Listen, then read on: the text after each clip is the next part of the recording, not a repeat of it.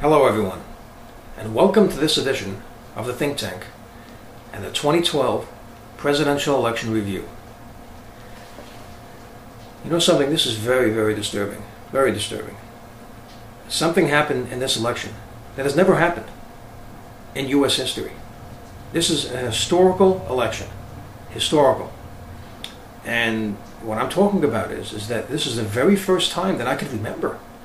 I mean, really, I'm even thinking back to the Great Depression, where a president has gotten reelected in a terrible economy.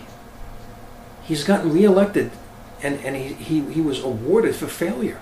And it wasn't even a close race. The media is lying. They are liars. This race was not close. If you look at when they were counting the votes towards the end, I mean, they were projecting that he was going to win even before much of the votes were counted. This was not close. Gore, Bush, that was close. This was not a close election. This is very disturbing. Very disturbing. And if you look back in history, if you look at presidents, you look at incumbents running against the challengers, and if you look at cycles, the boom-bust cycle and the Keynesian economy that we have, the Keynesian economies that we've been in the past, because this is the system that we've had in the past.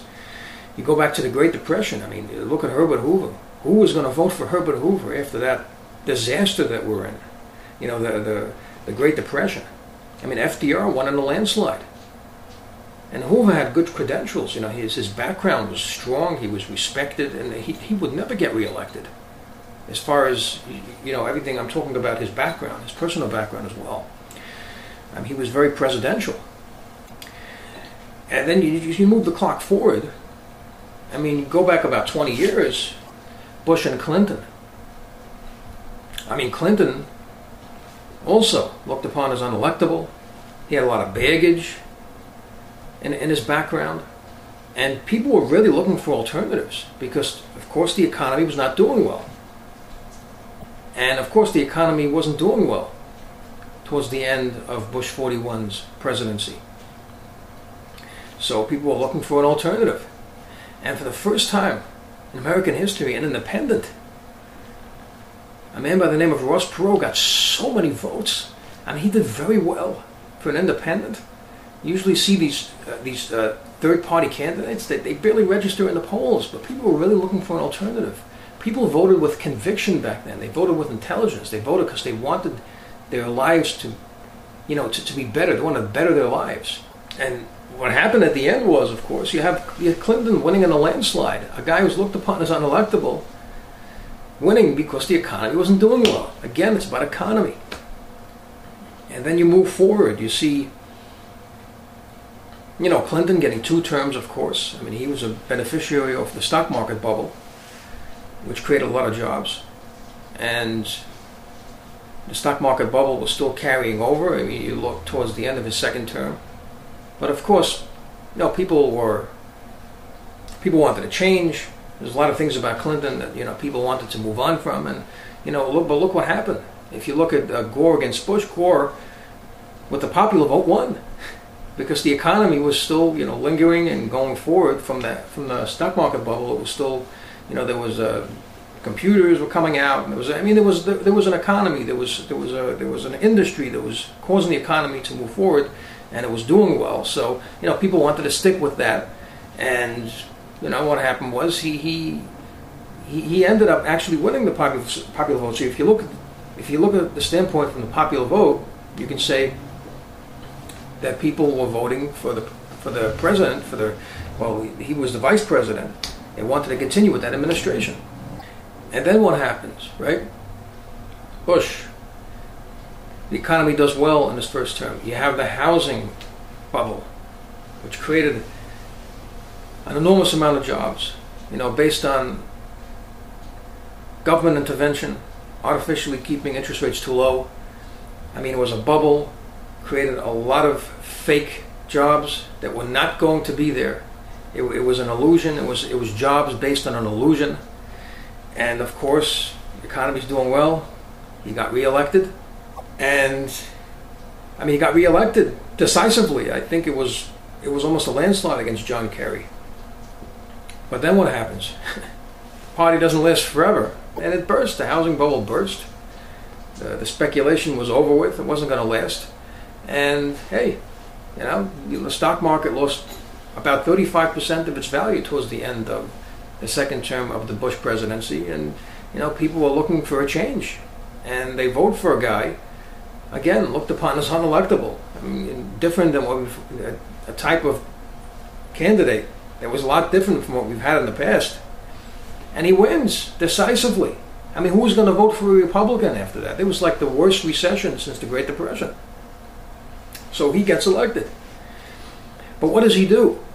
He takes the problems that we've had and just makes them much worse. Much worse.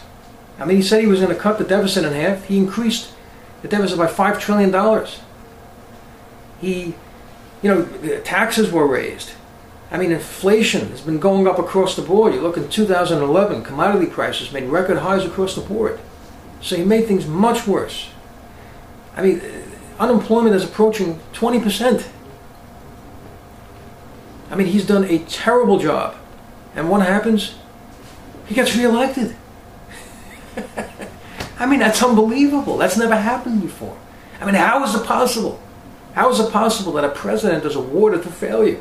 And let me tell you something, the media is lying. They're lying. This was not a close race. It was not close. If you look at the votes when they were counted, they were already projected that he was going to win. It was not close. Bush-Gore was close. This was not close. And I was kind of thinking about it. I mean, how is this possible? It's not like that if Romney would have won, things would have been different. I don't think that there's no difference. There was not going to be a difference between the two. It wouldn't have made a difference. But the point being is, usually Americans, right, when they vote, they want to vote for a change to make things better. But here, they're awarding failure. I mean, it's like this man is an alchemist. When he touches gold, he turns it into lead. Government intervention in the economy, billions of dollars on these green energy companies that have failed, they went bankrupt. I mean, he's been a failure. But I don't blame him, because if you remember, and it's kind of interesting, seriously, watch the first debate, when Romney brought up the point that more and more people are going on welfare. He was shaking his head during the debate. I don't know why is he doing that? And I was thinking about it. It had all these ads to get on food stamps and all that. This is what he wants, because he knows that he's going to give things to people. People want this. That's the scary thing about this country. It wasn't like this in the past. People want entitlements. They want welfare. Who wants to get up in the morning to jump out of bed and miss breakfast just to catch a subway or a train or a bus, or to get into their car and drive to work, rush to work every day? Who wants to bother with that? Just stay home, collect the check. What's the point? Get food stamps, right? It's a lot easier. It's a lot easier to live like that.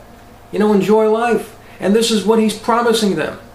He wants to give them this stuff. He wants to give them entitlements. He wants to give them free health care. This is what they want. And that's very scary, because he got elected based on people wanting all these programs. That's what it is. And that's the problem with a democracy. A democracy is worse than communism. It's very dangerous, because you have people that are voting for someone who wants to take money from you and give it to someone else. This is what these goons want. And that's why they voted for him. I mean, this guy, he's not electable. I mean, back in the day, if he ran, during the time where Bush ran and Clinton, if he was running back then, he's the same as like Jesse Jackson or Al Sharpton. I mean, these guys were a joke. They weren't taken seriously. They barely registered in the polls.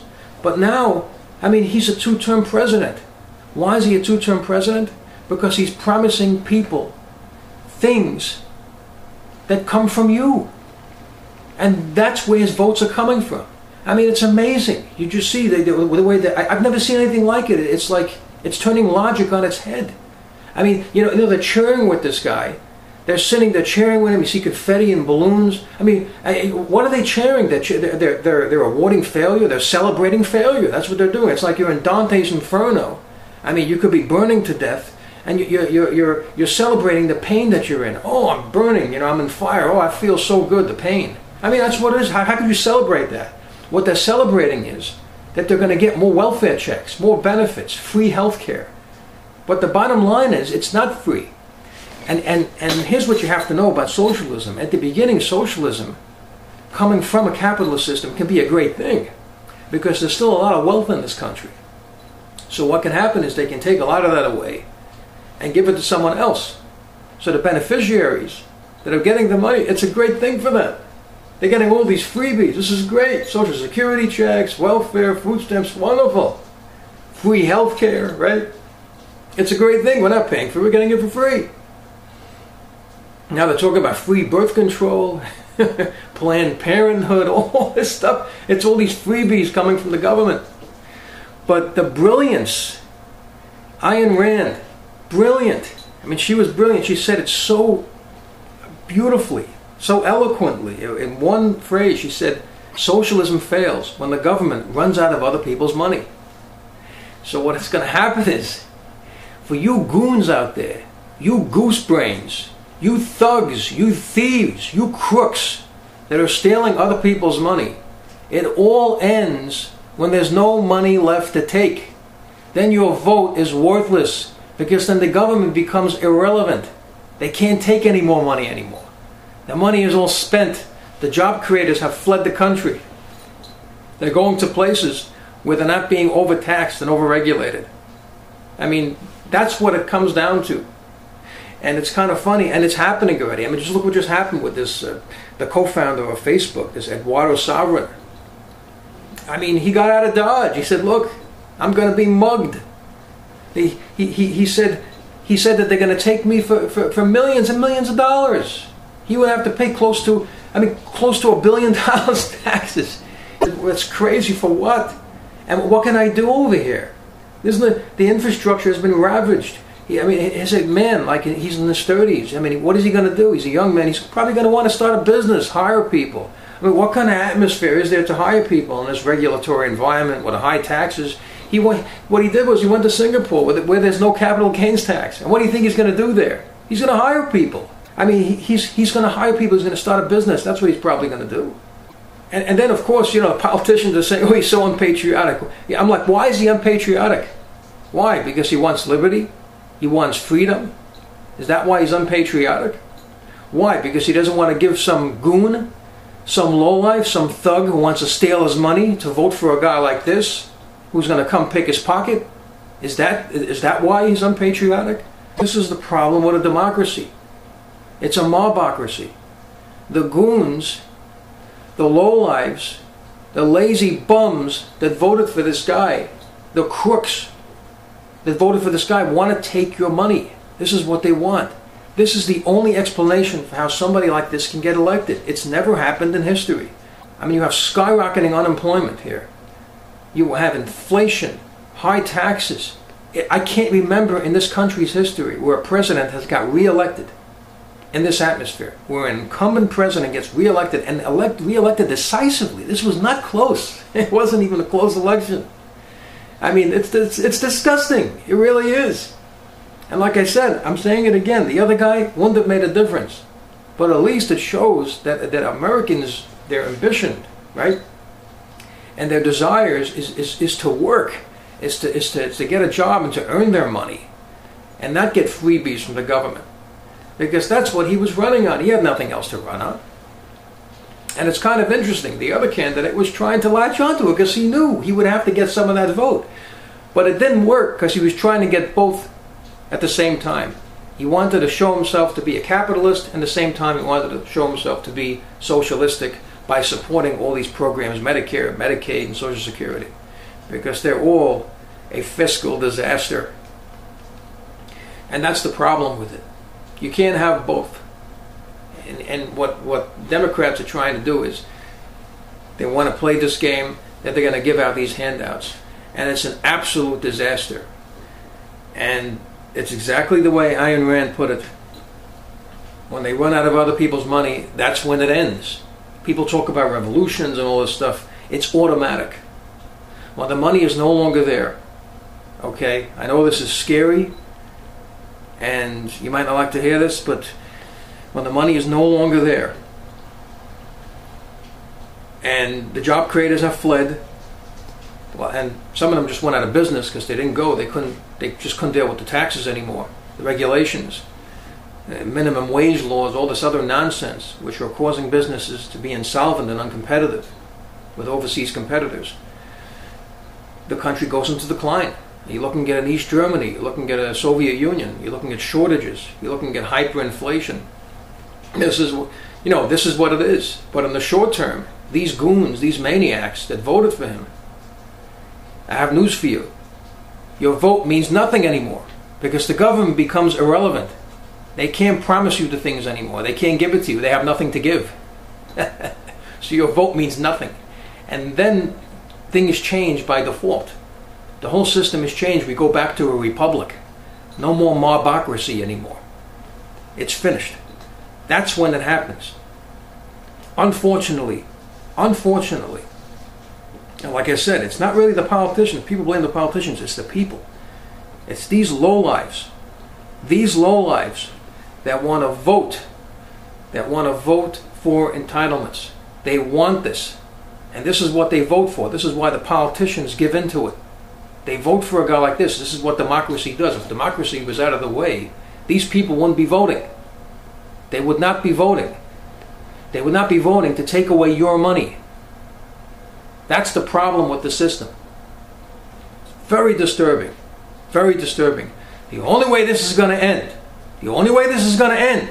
is when we have a republic.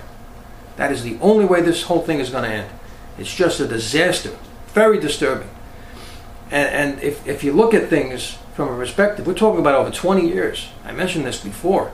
It just shows how tyrannical the system is getting and how we've gone really to one party. We really don't have two parties. It's like a one-party system. I mean, it's been 20 years. You thought the country was moving in the right direction prior to those 20 years when we had a guy like Ross Perot.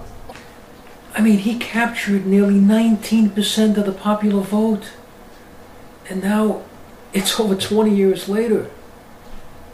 And a third party can barely register in the polls. And why is this happening? You can blame media, exposure, but it's the people. This is what they want. They want entitlements. They want socialism. I can't see of any other answer. And it's only going to end. It's only going to end when we go back to a republic and these goons, these lowlives that want to take your money become irrelevant. That's it. There is no more democracy anymore. That is the only thing that is going to save this country. And that is the perspective of the think tank. I would like to know your perspective. Please leave your comments, and thank you for tuning in.